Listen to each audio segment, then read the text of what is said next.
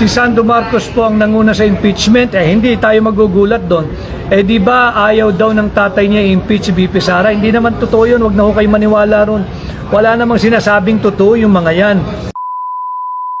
Ilihis yung usapin, ilihis yung balita sa totoong maanumalyang 2025 budget. Kaya nila final itong impeachment laban kay Vice President Inday Sara Duterte. Uulitin ko mga kababayan ha, kahit lagay mo ng 300 silang mambabatas, 300 elitistang mambabatas na nakawin ang opisina ng pangalawang Pangulo na kung saan si Inday Sara Duterte ay hinalal ng 32 milyong Pilipino. Huwag po tayong pumayag mga kababayan. Ito'y lantarang panluloko. At kahit hindi ninyo binoto si Vice President Inday Sara Duterte, hindi na po si Vice President Inday Sara Duterte ang usapin dito.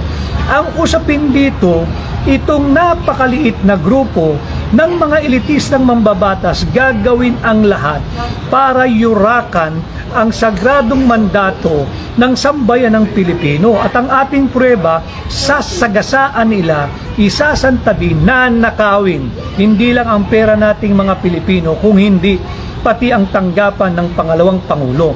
32 million Filipinos who lawfully, legally, democratically, and constitutionally elected Vice President Inday Sara Duterte na nakawin lang ng iilang elitistang kongresista.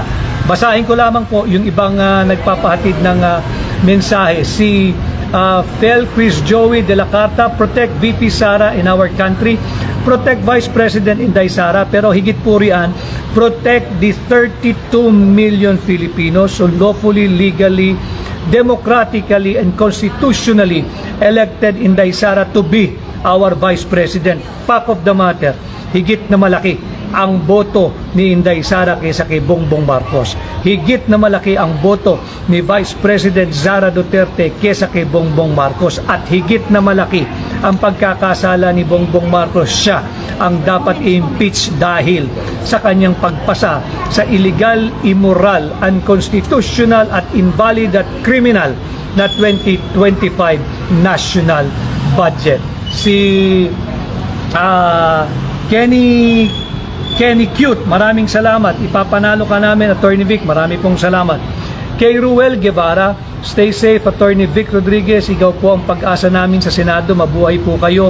Samahan po ninyo ako sa ating ginagawang pagbibigay ng impormasyon sa ating mga kababayan. At magbigay din po kayo kung may nalalaman kayo mga impormasyon